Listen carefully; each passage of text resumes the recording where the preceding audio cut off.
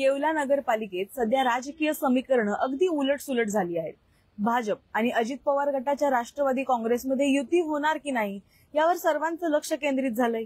दोन्ही पक्षातल्या चर्चांना वेग आला असला तरी उमेदवारीच्या प्रश्नावरून मात्र ही युती अजूनही धोक्यात असल्याचं चित्र समोर आलंय। नमस्कार, मी सारिका। तर माजी खासदार समीर भुजबळ आणि आमदार डॉक्टर राहुल आहेर यांच्यात येवल्यातील युतीच्या शक्यतेवर चर्चा झाली। दोघांनाही युती हवी आहे, कारण राजकीय दृष्ट्या दोघांनाही त्याचा फायदा होऊ शकतो। पण उमेदवारीचा प्रश्न असा अडथळा ठरत आहे की त्यावर तडजोड व्हावी असं सध्या तरी दिसत नाहीये। येवला नगरपालिकेत यापूर्वी भाजपचा लोकनियुक्त नगराध्यक्ष होता, त्यामुळे भाजप यावेळी नगराध्यक्ष पदावर आपला दावा कायम ठेवणार हे जवळपास निश्चित आहे। म्हणजे राष्ट्रवादी काँग्रेसनं आपली तयारी पूर्ण केली आणि त्यांनी आपली बाजू मजबूत ठेवली। आजपासून उमेदवारी अर्ज दाखल करण्याची प्रक्रिया सुरू झाली आहे, मात्र महायुतीचं घोंगड अजूनच भिजतंय। प्राथमिक चर्चेत असं ठरलं होतं की ज्या मतदारसंघाचा आमदार त्या पक्षाचा नगराध्यक्ष, पण हे धोरण येवला नगरपालिकेत लागू होईल का यावर सध्या तरी अनिश्चितता आहे। कारण येवला हा मंत्री छगन भुजबळ यांचा मतदारसंघ आणि भुजबळ शहरातला आपला प्रभाव कायम ठेवण्यासाठी नगराध्यक्ष पदावर कायम आहे। दुसरीकडे भाजपनंही आमचं योगदान कमी नाही असं दाखवून देत पदावर हक्क सांगायला सुरुवात केली। भाजपकडूनही बैठकींचा सपाटा सुरू आहे। इच्छुक उमेदवारांची बैठक नुकतीच आमदार डॉक्टर राहुल आहेर, जिल्हाध्यक्ष यतीन कदम आणि माजी जिल्हा परिषद सदस्या अमृता पवार यांच्या उपस्थितीत पार पडली। या बैठकीत पक्षानं स्पष्ट मत मांडलं की स्वबळावर लढायचं की महायुतीतून, हा निर्णय वरच्या पातळीवर घ्यावा, पण कोणत्याही परिस्थितीत आयात उमेदवार चालणार नाही। म्हणजे बाहेरून आणलेला उमेदवार नको, स्थानिक पातळीवर काम केलेल्या कार्यकर्त्यालाच उमेदवारी हवा असा ठाम सूर इच्छुकांनी मांडला। त्यामुळे आता भाजपमधलं स्थानिक समीकरण रंगीतदार झाले आणि हे सगळं घडलंय अशा वेळी जेव्हा येवला नगरपालिकेत सत्ता समीकरण अगोदरच गुंतागुंतीची आहेत।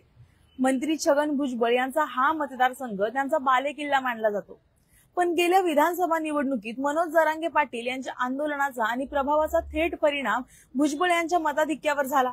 26,000 मतांनी त्यांचं मताधिक्य कमी झालं, त्यामुळे भाजपचा आधार न मिळाला असता निकाल काही वेगळा असला अशी चर्चा त्यावेळी झाली होती। आणि हाच मुद्दा आता भाजप स्थानिक पदाधिकाऱ्यांनी पुन्हा एकदा उचलून धरलाय। भुजबळ यांच्या विजयात आमचाही मोठा वाटा आहे असं स्पष्ट ते सांगतायत। म्हणजे युती हवी, पण भाजपकडून मान सन्मानही हवा असं सूक्ष्मपणे सांगण्यात आलंय। मात्र या सगळ्या घडामोडीत आणखी एक महत्वाचं समीकरण म्हणजे शिंदे गटाची शिवसेना आणि मंत्री भुजबळ यांचं नातं। दोघांमध्ये फारसं सख्य नाही, विशेषतः माजी आमदार नरेंद्र दराडे आणि भुजबळ यांचं समीकरण गोड नाही। त्यामुळे शिवसेना राष्ट्रवादी युती तशीच तणावात आहे आणि आता भाजपही नगराध्यक्ष पदावर ठाम असल्यानं तीनही पक्ष एकमेकांच्या वाटा अडवताना दिसतायत। स्थानिक स्तरावर कोणाला बगल द्यायची नाही, कोणाच्या हाती नेतृत्व द्यायचं नाही, हा संघर्ष प्रत्येक तालुक्यात दिसतो आणि येवलाही त्याला अपवाद नाही। कारण भुजबळ यांचा प्रभाव जितका मजबूत आहे तितकाच भाजपचा संघटनात्मक पाया सुद्धा मजबूत आहे। शिवसेना गटही मागे नाही आणि आता निवडणुकीचा बिगुल वाजल्यामुळे सर्व गट आपापल्या ताकदीचा पुरावा देण्यासाठी सज्ज झालेत। राजकीय विश्लेषकांचं म्हणणं आहे की येवला नगरपालिकेत सत्ता समीकरण ही फक्त एका निवडणुकीची गोष्ट नाही। इथं जो पक्ष वर्चस्व राखतो त्याचा प्रभाव थेट विधानसभा निवडणुकीपर्यंत दिसतो। त्यामुळे भुजबळ आणि भाजप दोघांनाही नगराध्यक्षपद सोडायचं नाहीये। भाजपकडून मागच्या वेळेला आमचा नगराध्यक्ष होता त्यामुळे आमचाच हक्क असा सूर आहे, तर भुजबळ गटाकडून आमच्याकडे आमदार आणि मंत्रीपद आहे त्यामुळे नगराध्यक्ष हा आमचाच आहे असा दावा होतोय। म्हणजेच दोन्ही बाजूंनी जिंकण्यासाठी सर्व युक्त्या वापरल्या जात आहेत। राजकारणात शेवटी चर्चेपेक्षा उमेदवारी सगळं काही ठरवते। अर्ज भरायची प्रक्रिया सुरू झाल्यामुळे आता वेळ फार कमी आहे, त्यामुळे प्रत्येक पक्ष आपला पत्ता जपून खेळतोय। भाजपला एकीकडे शिवसेना आणि राष्ट्रवादी दोघांकडून सहकार्य हवं आहे, पण नेतृत्व सुद्धा स्वतःकडे हवंय आणि भुजबळांना भाजपची साथ हवी आहे, पण नेतृत्व मात्र त्यांचंच। त्यामुळे राजकीय गुंतागुंतींचा निकाल पुढच्या काही दिवसांमध्ये स्पष्ट होईल। दरम्यान स्थानिक कार्यकर्त्यांमध्येही गोंधळाचं वातावरण आहे। काही भाजप कार्यकर्ते स्वबळावर लढायच्या मूडमध्ये आहेत, तर काही जणांना वाटतं की युती केल्याशिवाय नगरपालिकेत सत्ता मिळवणं कठीण आहे। दुसरीकडे राष्ट्रवादी काँग्रेसचे स्थानिक पदाधिकारी म्हणतात भुजबळ यांचं नेतृत्व हे शहराची ओळख आहे, त्यामुळे नगराध्यक्ष पदावर आमचा अधिकार कायम राहायला हवा। म्हणजे दोन्ही बाजूंचा आत्मविश्वास तितकाच प्रखर आहे। पण राजकारणात आत्मविश्वास जितका असतो तितकीच अनिश्चितताही असते, कारण प्रत्येक वेळी समीकरणं बदलतात. मनोज जरांगे पाटील फॅक्टर अजूनही काही प्रमाणात प्रभावी आहे आणि मराठा आरक्षण प्रश्नावरून येवला परिसरात राजकीय तापमान वाढू शकतं. त्यामुळे दोन्ही पक्षांना युती केल्यानं फायदा होईल की उलट नुकसान, हा प्रश्नही गोंधळात टाकणार आहे. स्थानिक पातळीवर आता महायुती की स्वबळावर या प्रश्नाचं उत्तर शोधण्यासाठी पक्ष नेत्यांच्या हालचाली वाढल्या आहेत. भाजपचे निरीक्षक येवल्यात तळ ठकून आहेत. तसंच राष्ट्रवादी काँग्रेसनंही आपले गटप्रमुख सक्रिय केले आहेत. सोशल मीडियावर दोन्ही गटांनी प्रचार सुरू केलाय.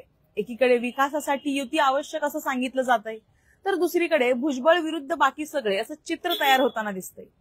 शहरातले मतदार सध्या या राजकीय घडामोडीकडे उत्सुकतेने पाहत आहेत, कारण इथं काही प्रकल्प अडकल्याचं लोकांचं म्हणणं आहे आणि यावेळी त्यांना परिणामकारक असं नेतृत्व हवंय. पण नेतृत्वावरच सगळे पक्ष गोंधळलेले आहेत. येवला नगरपालिकेची निवडणूक ही फक्त सत्ता नाही तर प्रतिष्ठेची लढत झालीय. भुजबळांसाठी ही त्यांचा बालेकिल्ला टिकवण्याची वेळ आहे. भाजपसाठी ही प्रभाव वाढवण्याची संधी आहे. शिवसेनेसाठी अस्तित्व टिकवण्याचं आव्हान आहे. त्यामुळे प्रत्येक गट आपला खेळ हा शेवटच्या क्षणापर्यंत गुप्त ठेवतोय आणि त्यामुळेच येवला नगरपालिकेतील ही लढत आता फक्त नगराध्यक्ष पदापुरती मर्यादित राहिलेली नाही, तर कोणाचा वर्चस्व येवल्यात कायम राहणार अशा दृष्टीनं महत्वाची आहे. एकंदरीतच काय तर येवला नगरपालिकेत राजकीय वारे वाहत आहेत, पण दिशा कोणती हे ठरवणं अजूनही अवघड झालंय. बाकी तुम्हाला याबद्दल काय वाटतं? भाजप आणि राष्ट्रवादी युती करणार का की स्वबळावर लढाई होणार? आणि नगराध्यक्ष पदाचा हा संघर्ष कोण जिंकणार हे आम्हाला कमेंटमध्ये नक्की सांगा. आणि अशाच ताज्या बातम्यांचे अपडेट जाणून घेण्यासाठी पॉलिटिकल महाराष्ट्राच्या फेसबुक, इंस्टाग्राम आणि युट्यूब पेजला नक्की फॉलो करा.